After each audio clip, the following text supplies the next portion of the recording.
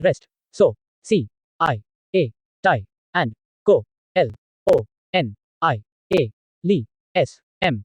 75. In section 2 we will shift our focus to the study of livelihoods and economies. We will look at how the lives of forest dwellers and pastoralists changed in the modern world and how they played a part in shaping these changes. All too often in looking at the emergence of the modern world, we only focus on factories and cities, on the industrial and agricultural sectors which supply the market. But we forget that there are other economies outside these sectors, other people too who matter to the nation. To modern eyes, the lives of pastoralists and forest dwellers, the shifting cultivators and food gatherers often seem to be stuck in the past. It is as if their lives are not important when we study the emergence of the contemporary world. The chapters in section 2 will suggest that we need to know about their lives, see how they organize their world and operate their economies. These communities are very much part of the modern world we live in today. They are not simply survivors from a bygone era. Chapter 4 will take you into the forest and tell you about the variety of ways the forests were used by communities living within them. It will show how in the 19th century the growth of industries and urban centers, ships and railways, created a new demand on the forests for timber and other forest products. New demands led to new rules of forest use, new ways of organizing the forest. You will see how colonial control was established over the forests, how forest areas were mapped, trees were classified, and plantations were developed. All these developments affected the lives of those local communities who used forest resources. They were forced to operate within new systems and reorganize their lives. But they also rebelled against the rules and persuaded the state to change its policies. The chapter will give you an idea of the history of such developments in India and Indonesia. Section 2. L. I. Well. I. Hood. S. Comma. Econom. I. S. And. S. Oak. I. Et. I. S. Livelihoods, economies and societies. Rationalized 2023-24. I. ND. I. A. A. ND. T. He. Con. Te. M. Po. Ra. Y. W. O. R. L. D. 76. Chapter 5 will track the movements of the pastoralists in the mountains and deserts, in the plains and plateaus of India and Africa. Pastoral communities in both these areas form an important segment of the population. Yet we rarely study their lives. Their histories do not enter the pages of textbooks. Chapter 5 will show how their lives were affected by the controls established over the forest, the expansion of agriculture, and the decline of grazing fields. It will tell you about the patterns of their movements, their relationships to other communities, and the way they adjust to changing situations. We cannot understand the making of the contemporary world unless we begin to see the changes in the lives of diverse communities and people. We also cannot understand the problems of modernization unless we look at its impact on the environment. Rationalized 2023-24. 4. Rest. So. C. I. A. Tie. And. Co. L. O. N. I. A. Li. S. M. 77. Take a quick look around your school and home and identify all the things that come from forests. The paper in the book you are reading, desks and tables, doors and windows, the dyes that color your clothes, spices in your food, the cellophane wrapper of your toffee, tendu leaf in bidis, gum, honey, coffee, tea and rubber. Do not miss out the oil in chocolates, which comes from sal seeds, the tannin used to convert skins and hides into leather, or the herbs and roots used for medicinal purposes. Forests also provide bamboo, wood for fuel, grass, charcoal, packaging, fruits, flowers, animals, birds and many other things. In the Amazon forests or in the Western Ghats, it is possible to find as many as 500 different plant species in one forest patch. A lot of this diversity is fast disappearing. Between 1700 and 1995, the period of industrialization, 13.9 million sqkm of forest or 9.3% of the world's total area was cleared for industrial uses, cultivation, pastures and fuelwood. 4. Re. Saint. Soak. I. A. T. Y. And. Co. L. On. I. A. Lis. M. Forest Society and Forest Society and Forest Society and Forest Society and Forest. Fig. Point 1. Asal Forest. Fig. Point 1. Asal Forest. Fig. Forest Society and Forest Society and Forest Society and Forest Society and Forest Society and Colonialism. Fig. Point 1. Asal Forest in Chhattisgarh. Look at the different heights of the trees and plants in this picture, and the variety of species. This is a dense forest, so very little sunlight falls on the forest floor. Chap. Te. I. B. Rationalized 2023-24. I. ND. I. A. A. ND. T. He. Con. Te. M. Po. Ra. Y. W. O. R. L. D. 78. The disappearance of forests is referred to as deforestation. Deforestation is not a recent problem. The process began many centuries ago, but under colonial rule it became more systematic and extensive. Let us look at some of the causes of deforestation in India.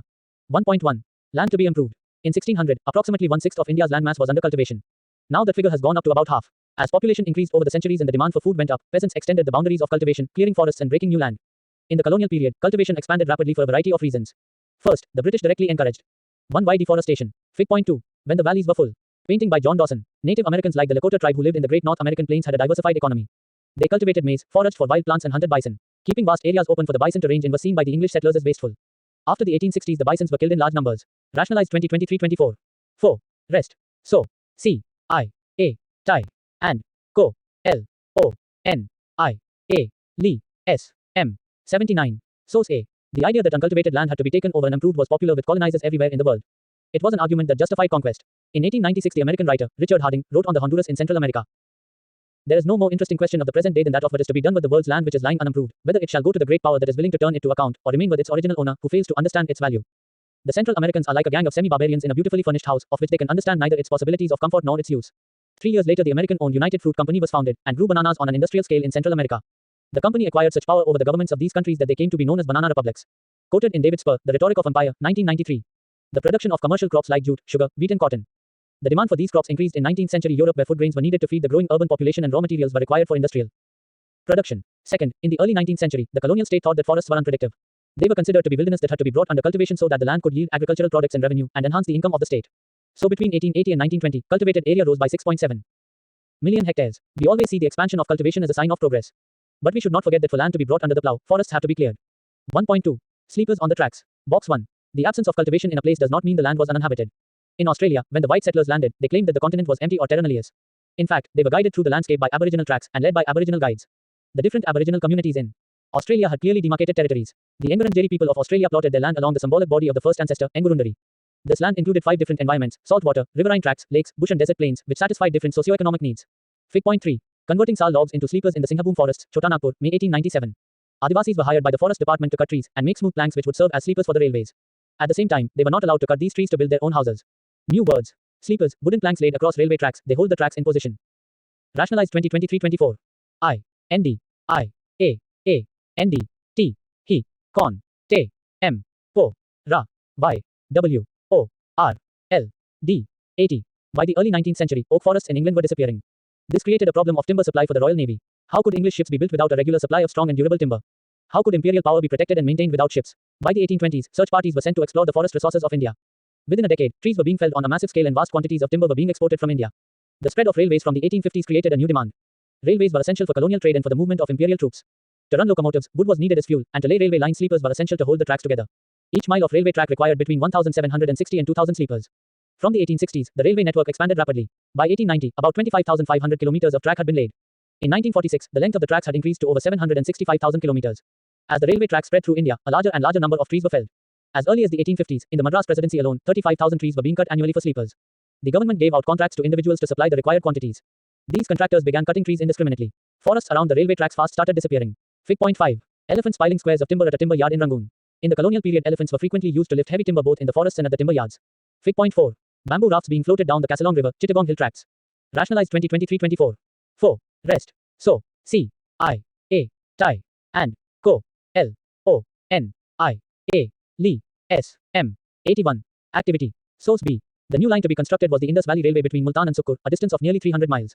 At the rate of 2,000 sleepers per mile, this would require 600,000 sleepers 10 feet by 10 inches by 5 inches or 3.5 cubic feet apiece, being upwards of 2 million cubic feet. The locomotives would use wood fuel. At the rate of 1 train daily either way and at 1 mount per train mile, an annual supply of 219,000 mounts would be demanded. In addition, a large supply of fuel for brick burning would be required. The sleepers would have to come mainly from the Sindh forests. The fuel from the tamarisk and jhand forests of Sindh and the Punjab. The other new line was the Northern State Railway from Lahore to Multan. It was estimated that 2,200,000 sleepers would be required for its construction. E.P. Stebbing, The Forests of India, Volume 2, 1923. Each mile of railway track required between 1,760 and 2,000 sleepers. If one average size tree yields 3 to 5 sleepers for a 3 meters wide broad gauge track, calculate approximately how many trees would have to be cut to lay 1 mile of track. Fig. 7. Truck carrying logs. When the forest department decided to take up an area for logging, one of the first things it did was to build wide roads so that trucks could enter. Compare this to the forest tracks along which people walk to collect fuel wood and other minor forest produce. Many such trucks of wood go from forest areas to big cities. Fig. 6. Women returning home after collecting fuel wood. Rationalized 2023-24. I. N. D. I. A. A. N. D. T. He. Con. Te. M. Po. Ra. Y. W. O. R. L. D. 82. 1.3. Plantations. Large areas of natural forests were also cleared to make way for tea, coffee and rubber plantations to meet Europe's growing need for these commodities. The colonial government took over the forests and gave vast areas to European planters at cheap rates. These areas were enclosed and cleared of forests and planted with tea or coffee. Fig. 8. Pleasure brand tea. Rationalized 2023-24. 4. Rest. So. C. I. A. Tie. And. Co. L. O. N. I. A. Li. S. M. 83. In the previous section we have seen that the British needed forests in order to build ships and railways. The British were worried that the use of forests by local people and the reckless felling of trees by traders would destroy forests. So they decided to invite a German expert, Dietrich Brandis, for advice and made him the first Inspector General of Forests in India. Brandis realized that a proper system had to be introduced to manage the forests and people had to be trained in the science of conservation. This system would need legal sanction. Rules about the use of forest resources had to be framed. Felling of trees and grazing had to be restricted so that forests could be preserved for timber production. Anybody who cut trees without following the system had to be. To the rise of commercial forestry. Fig. 9. One isle of a managed poplar forest in Tuscany, Italy. Poplar forests are good mainly for timber. They are not used for leaves, fruit or other products. Look at the straight lines of trees, all of a uniform height. This is the model that scientific forestry has promoted. Activity. If you were the government of India in 1862 and responsible for supplying the railways with sleepers and fuel on such a large scale, what were the steps you would have taken? Rationalized 2023-24. I. N. D. I. A. A. N. D. T. He. Con. Te. M. Po. Ra. Y. W. O. R. L. D. 84. New words. Scientific forestry, a system of cutting trees controlled by the Forest Department, in which old trees are cut and new ones planted. Punished. So Brandis set up the Indian Forest Service in 1864 and helped formulate the Indian Forest Act of 1865. The Imperial Forest Research Institute was set up at Dehradun in 1906. The system they taught here was called scientific forestry. Many people now, including ecologists, feel that the system is not scientific at all. In scientific forestry, natural forests which had lots of different types of trees were cut down. In their place, one type of tree was planted in straight rows. This is called a plantation. Forest officials surveyed the forests, estimated the area under different types of trees, and made working plans for forest management. They planned how much of the plantation area to cut every year. The area cut was then to be replanted so that it was ready to be cut again in some years. After the Forest Act was enacted in 1865, it was amended twice, once in 1878 and then in 1927. The 1878 Act divided forests into three categories: reserved, protected and village forests. The best forests were called reserved forests. Villages could not take anything from these forests, even for their own use. For house building or fuel, they could take wood from protected or village forests. 2.1. How were the lives of people affected? Foresters and villagers had very different ideas of what a good forest should look like. Villagers wanted forests with a mixture of species to satisfy different needs: fuel, fodder, leaves. The Forest Department, on the other hand, wanted trees which were suitable for building. Fig.10 Adoda Plantation in Kangra, 1933. From Indian Forest Records, Volume 15. Fig.11 The Imperial Forest School, Dehradun, India. The first forestry school to be inaugurated in the British Empire. From Indian Forester, Volume 31. Rationalized 2023-24. 4. Rest. So. C. I. A. Tie. And. Co. L. O. N. I. A. Lee. S. M. 85. Ships or railways. They needed trees that could provide hardwood, and were tall and straight. So particular species like teak and sal were promoted and others were cut. In forest areas, people use forest products, roots, leaves, fruits, and tubers, for many things. Fruits and tubers are nutritious to eat, especially during the monsoons before the harvest has come in. Herbs are used for medicine, wood for agricultural implements like yokes and plows, bamboo makes excellent fences and is also used to make baskets and umbrellas. A dried scooped out gourd can be used as a portable water bottle. Almost everything is available in the forest. Leaves can be stitched together to make disposable plates and cups. The Siari, Bohemia Valley, creeper can be used to make ropes, and the thorny bark of the semu, silk cotton tree is used to grate vegetables. Oil for cooking and to light lamps can be pressed from the fruit of the mawa tree. The Forest Act meant severe hardship for villages across the country. After the act, all their everyday practices, cutting wood for their Fig.12 Collecting mawa, Madhuka indica, from the forests. Villagers wake up before dawn and go to the forest to collect the mawa flowers which have fallen on the forest floor. Mawa trees are precious. Mawa flowers can be eaten or used to make alcohol. The seeds can be used to make oil. Fig.13 Drying tendu leaves. The sale of tendu leaves is a major source of income for many people living in forests. Each bundle contains approximately 50 leaves, and if a person works very hard they can perhaps collect as many as 100 bundles in a day. Women, children and old men are the main collectors. Rationalized 2023-24. I. N. D. I. A. A. N. D. T. He. Con. Te. M. Po. Ra. Y. W. O. R. L. D. 86. Houses, grazing their cattle, collecting fruits and roots, hunting and fishing, became illegal. People were now forced to steal wood from the forests, and if they were caught, they were at the mercy of the forest guards who would take bribes from them. Women who collected fuel wood were especially worried. It was also common for police constables and forest guards to harass people by demanding free food from them. 2.2. How did forest rules affect cultivation? One of the major impacts of European colonialism was on the practice of shifting cultivation or swidden agriculture. This is a traditional agricultural practice in many parts of Asia, Africa and South America. It has many local names such as lading in Southeast Asia, milpa in Central America, kaitmeen or tebi in Africa, and chena in Sri Lanka. In India, dhya, penda, bewar, nevad, joom, podu, khandad and kumri are some of the local terms for swidden agriculture. In shifting cultivation, parts of the forest are cut and burnt in rotation. Seeds are sown in the ashes after the first monsoon rains, and the crop is harvested by October-November. Such plots are cultivated for a couple of years and then left fallow for 12 to 18 years for the forest to grow back. A mixture of crops is grown on these plots. In Central India and Africa it could be millets, in Brazil manioc, and in other parts of Latin America maize and beans. European foresters regarded this practice as harmful for the forests. They felt that land which was used for cultivation every few years could not grow trees for railway timber. When a forest was burnt, there was the added danger of the flame spreading and burning valuable timber. Activity. Children living around forest areas can often identify hundreds of species of trees and plants. How many species of trees can you name? Fig.14 Bringing grain from the threshing grounds to the field. The men are carrying grain in baskets from the threshing fields. Men carry the baskets slung on a pole across their shoulders, while women carry the baskets on their heads. Fig.15 Taungya cultivation was a system in which local farmers were allowed to cultivate temporarily within a plantation. In this photo taken in Tharavadi division in Burma in 1921 the Fig.15 Taungya cultivation was a system in which local farmers were allowed to cultivate temporarily within a plantation. In this photo taken in Tharavadi division in Burma in 1921 the cultivators are sowing paddy. The men make holes in the soil using long bamboo poles with iron tips. The women sow paddy in each hole. Rationalized 2023-24. 4. Rest. So. C. I. A. Tie. And. Co. L. O. N. I. A. Lee. S. M. 87. Shifting cultivation also made it harder for the government to calculate taxes. Therefore, the government decided to ban shifting cultivation. As a result, many communities were forcibly displaced from their homes in the forests. Some had to change occupations, while some resisted through large and small rebellions. 2.3. Who could hunt? The new forest laws changed the lives of forest dwellers in yet another way. Before the forest laws, many people who lived in or near forests had survived by hunting deer, partridges and a variety of small animals. This customary practice was prohibited by the forest laws. Those who were caught hunting were now punished for poaching. While the forest laws deprived people of their customary rights to hunt, hunting of big game became a sport. In India, hunting of tigers and other animals had been part of the culture of the court and nobility for centuries.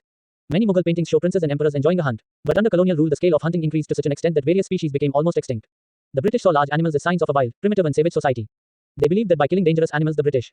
Fig.17 The Little Fisherman. Children accompany their parents to the forest and learn early how to fish, collect forest produce and cultivate. The bamboo trap which the boy is holding in his right hand is kept at the mouth of a stream, the fish flow into it. Fig. 16 Burning the forest painda or podu plot. In shifting cultivation, a clearing is made in the forest, usually on the slopes of hills. After the trees have been cut, they are burnt to provide ashes. The seeds are then scattered in the area and left to be irrigated by the rain. Rationalize 2023-24. I. N. D. I. A. A. N. D. T. He. Con. Te. M. Po. Ra. Y. W. O. R. L. D. 88. Would civilize India. They gave rewards for the killing of tigers, wolves and other large animals on the grounds that they posed a threat to cultivators. 80,000 tigers, 150,000 leopards and 200,000 wolves were killed for reward in the period 1875-1925. Gradually, the tiger came to be seen as a sporting trophy. The Maharaja of Sarguja alone shot 1,157 tigers and 2,000 leopards up to 1957. A British administrator, George Yule, killed 400 tigers. Initially certain areas of forests were reserved for hunting. Only much later did environmentalists and conservators begin to argue that all these species of animals needed to be protected and not killed. 2.4.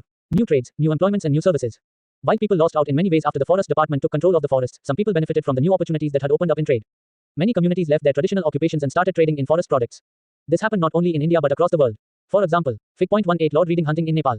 Count the dead tigers in the photo. When British colonial officials and Rajas went hunting, they were accompanied by a whole retinue of servants. Usually, the tracking was done by skilled village hunters, and the Sahib simply fired the shot. So see, Baigas are a forest community of central India. In 1892, after their shifting cultivation was stopped, they petitioned to the government. We daily starve, having had no food grain in our possession. The only wealth we possess is our axe. We have no clothes to cover our body with, but we pass cold nights by the fireside. We are now dying for want of food. We cannot go elsewhere. What fault have we done that the government does not take care of us? Prisoners are supplied with ample food in jail. A cultivator of the grass is not deprived of his holding, but the government does not give us our right who have lived here for generations past. Verrier Elvin, 1939, cited in Madhav Gadgil and Ramachandra Guha, The Swished Land, An Ecological History of India. Rationalized 2023-24. 4. Rest. So. C. I. A. Tie. And. Co. L. O. N. I. A. Li. S. M. 89. Source D. Rubber extraction in the Putumayo. Everywhere in the world, conditions of work in plantations were horrific. The extraction of rubber in the Putumayo region of the Amazon, by the Peruvian Rubber Company, with British and Peruvian interests, was dependent on the forced labor of the local Indians, called hitotos. From 1900-1912, the Putumayo output of 4,000 tons of rubber was associated with a decrease of some 30,000 among the Indian population due to torture, disease and flight. A letter by an employee of a rubber company describes how the rubber was collected. The manager summoned hundreds of Indians to the station. He grasped his carbine and machete and began the slaughter of these defenseless Indians, leaving the ground covered with 150 corpses, among them men, women and children. Bathed in blood and appealing for mercy, the survivors were heaped with the dead and burned to death, while the manager shouted, "I want to exterminate all the Indians who do not obey my orders about the rubber that I require them to bring in." Single quote. Michael Taussig, Culture of Terror Space of Death, in Nicholas Dirks ed. Colonialism and Culture, 1992. With the growing demand for rubber in the mid-19th century, the Munduruku peoples of the Brazilian Amazon who lived in villages on high ground and cultivated manioc, began to collect latex from wild rubber trees for supplying to traders. Gradually, they descended to live in trading posts and became completely dependent on traders. In India, the trade in forest products was not new. From the medieval period onwards, we have records of Adivasi communities trading elephants and other goods like hides, horns, silk cocoons, ivory, bamboo, spices, fibers, grasses, gums and resins through nomadic communities like the Banjaras. With the coming of the British, however, trade was completely regulated by the government. The British government gave many large European trading firms the sole right to trade in the forest products of particular areas. Grazing and hunting by local people were restricted. In the process, many pastoralist and nomadic communities like the Korava, Karacha and Yerukula of the Madras Presidency lost their livelihoods. Some of them began to be called criminal tribes and were forced to work instead in factories, mines and plantations under government supervision. New opportunities of work did not always mean improved well-being for the people. In Assam, both men and women from forest communities like Santals and Oraons from Jharkhand and Gonds from Chhattisgarh were recruited to work on tea plantations. Their wages were low and conditions of work were very bad. They could not return easily to their home villages from where they had been recruited. Source. Rationalized 2023-24. I. N. D. I. A. N. D. T. He. Con. Te. M. Po. Ra. Y. W. O. R. L. D. 90. In many parts of India and across the world, forest communities rebelled against the changes that were being imposed on them. The leaders of these movements against the British like Sidhu and Kanu in the Santhal Parganas, Birsa Munda of Chotanagpur or Alluri Sitaram Raju of Andhra Pradesh are still remembered today in songs and stories. We will now discuss in detail one such rebellion which took place in the kingdom of Bastar in 1910. 3.1. The people of Bastar. Bastar is located in the southernmost part of Chhattisgarh and borders Andhra Pradesh, Orissa and Maharashtra. The central part of Bastar is on a plateau. To the north of this plateau is the Chhattisgarh plain and to its south is the Godavari plain. The river Indravati winds across Bastar east to west. A number of different communities live in Bastar such as Maria and Maya Gonds, Durvas, Butters and Halves. They speak different languages but share common customs and beliefs. The people of Bastar believe that each village was given its land by the earth, and in return, they look after. 3. Rebellion in the forest. Fig. 19 Army camp in Bastar, 1910. This photograph of an army camp was taken in Bastar in 1910. The army moved with tents, cooks and soldiers. Here a sepoy is guarding the camp against rebels. Fig. 20 Bastar in 2000. In 1947 Bastar kingdom was merged with Kankar kingdom and become Bastar district in Madhya Pradesh. In 1998 it was divided again into 3 districts, Kankar, Bastar and Dantewada. In 2001, these became part of Chhattisgarh. The 1910 rebellion first started in the Kanga forest area, encircled, and soon spread to other parts of the state. Sketch map not to scale. Rationalized 2023-24. 4. Rest. So. C. I. A. Tie. And. Co. L. O. N. I. A. Li. S. M. 91. Source A. The earth by making some offerings at each agricultural festival. In addition to the earth, they show respect to the spirits of the river, the forest and the mountain. Since each village knows where its boundaries lie, the local people look after all the natural resources within that boundary. If people from a village want to take some wood from the forests of another village, they pay a small fee called devsari, dund or man in exchange. Some villagers also protect their forests by engaging watchmen, and each household contributes some grain to pay them.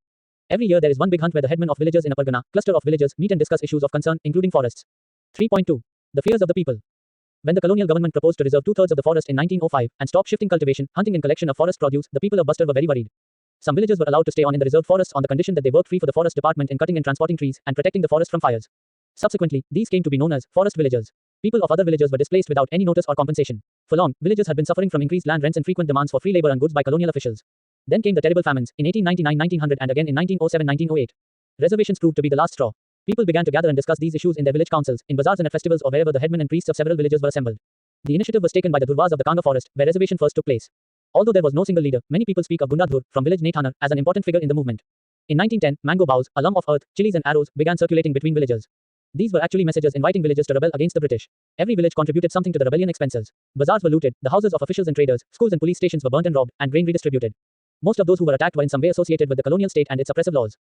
William Ward, a missionary who observed the events, wrote, "From all directions came streaming into Jagdalpur, police, merchants, forest peons, schoolmasters and immigrants. Bhondia collected 400 men, sacrificed a number of goats and started off to intercept the Duin who was expected to return from the direction of Bijapur. The mob started on the 10th of February, burned the Marenga school, the police post, lines and pounded Kesler and the school at Tokapal, Rajur, detached a contingent to burn Kanji school and captured a head constable and 4 constables of the state reserve police who had been sent out to escort the Duin and bring him in. The mob did not maltreat the guards seriously but eased them of their weapons and let them go. One party of rebels under Bhondia Maji went off to the Kor river to block the passage there in case the Duin left the main road. The rest went on to Dilmilli to stop the main road from Bijapur. Buddu Maji and Harchand Naik led the main body. Letter from Debret, political agent, Chhattisgarh Feudatory States to Commissioner, Chhattisgarh Division, the 23rd of June 1910. Rationalized 2023-24. I. N. D. I. A. N. D. T. He. Con. Te. M. Po. Ra. Y. W. O. R. L. D. 92. Source F. Elders living in Bastar recounted the story of this battle they had heard from their parents. Podyami Ganga of Kankapal was told by his father Podyami Tokeli that the British came and started taking land. The Raja didn't pay attention to things happening around him, so seeing that land was being taken, his supporters gathered people. War started. His staunch supporters died and the rest were whipped. My father, Podyami Tokeli, suffered many strokes, but he escaped and survived. It was a movement to get rid of the British. The British used to tie them to horses and pull them. From every village 2 or 3 people went to Jagdalpur, Gargideva and Michkola of Chitpal, Dol and Adrabundi of Markamiras, Vedapandu of Baleras, Unga of Palem and many others. Similarly, Chendru, an elder from village Nandrasa, said, on the people's side, were the big elders, Milmudal of Palem, Soyekal Durva of Nandrasa, and Pandwa Maji. People from every pargana camped in Alnatarai. The Paltan force surrounded the people in a flash. Gundadhur had flying powers and flew away. But what could those with bows and arrows do? The battle took place at night. The people hid in shrubs and crawled away. The army Paltan also ran away. All those who remained alive, of the people, somehow found their way home to their villages. Su. R. Say. The British sent troops to suppress the rebellion. The Adivasi leaders tried to negotiate, but the British surrounded their camps and fired upon them. After that they marched through the villages flogging and punishing those who had taken part in the rebellion. Most villages were deserted as people fled into the jungles. It took 3 months, February, May, for the British to regain control. However, they never managed to capture Gundadhur. In a major victory for the rebels, work on reservation was temporarily suspended, and the area to be reserved was reduced to roughly half of that planned before 1910. The story of the forests and people of Bastar does not end there. After independence, the same practice of keeping people out of the forests and reserving them for industrial use continued. In the 1970s, the World Bank proposed that 4,600 hectares of natural sal forest should be replaced by tropical pine to provide pulp for the paper industry. It was only after protests by local environmentalists that the project was stopped. Let us now go to another part of Asia, Indonesia, and see what was happening there over the same period. Rationalized 2023-24. 4. Rest. So. C. I. A. Tai. And. Co. L. O. N. I. A. Li. S. M. 93. Java is now famous as a rice-producing island in Indonesia. But once upon a time it was covered mostly with forests. The colonial power in Indonesia were the Dutch, and as we will see, there were many similarities in the laws for forest control in Indonesia and India. Java in Indonesia is where the Dutch started forest management. Like the British, they wanted timber from Java to build ships. In 1600, the population of Java was an estimated 3.4 million. There were many villages in the fertile plains, but there were also many communities living in the mountains and practicing shifting cultivation. 4.1. The woodcutters of Java. The Kalangs of Java were a community of skilled forest cutters and shifting cultivators. They were so valuable that in 1755 when the Mataram kingdom of Java split, the 6,000 Kalang families were equally divided between the two kingdoms. Without their expertise, it would have been difficult to harvest teak and for the kings to build their palaces. When the Dutch began to gain control over the forests in the 18th century, they tried to make the Kalangs work under them. In 1770, the Kalangs resisted by attacking a Dutch fort at Jona, but the uprising was suppressed. 4.2. Dutch scientific forestry. In the 19th century, when it became important to control territory and not just people, the Dutch enacted forest laws in Java, restricting villagers' access to forests. Now wood could only be cut for specified purposes like making river boats or constructing houses, and only from specific forests under close supervision. Villagers were punished for grazing cattle in young stands, transporting wood without a permit, or traveling on forest roads with horse carts or cattle. As in India, the need to manage forests for shipbuilding and railways led to 4 forest transformations in Java. Fig.21 train transporting teak out of the forest, late colonial period. Rationalized 2023-24. I. N. D. I. A. N. D. T. He. Con. Te. M. Po. Ra. Y. W. O. R. L. D. 94. Source G. Introduction of a forest service. In 1882, 280,000 sleepers were exported from Java alone. However, all this required labor to cut the trees, transport the logs and prepare the sleepers. The Dutch first imposed rents on land being cultivated in the forest and then exempted some villagers from these rents if they worked collectively to provide free labor and buffaloes for cutting and transporting timber. This was known as the Blandongianston system. Later, instead of rent exemption, forest villagers were given small wages, but their right to cultivate forest land was restricted. 4.3. Summum's challenge. Around 1890, Surontiko Summum of Rundublatten village, a teak forest village, began questioning state ownership of the forest. He argued that the state had not created the wind, water, earth and wood, so it could not own it. Soon a widespread movement developed. Amongst those who helped organize it were Summum's sons-in-law. By 1907, 3,000 families were following his ideas. Some of the Sammonists protested by lying down on their land when the Dutch came to survey it, while others refused to pay taxes or fines or perform labor. Dirk van Hogendorp, an official of the United East India Company in colonial Java said, "Batavians, be amazed. Hear with wonder what I have to communicate.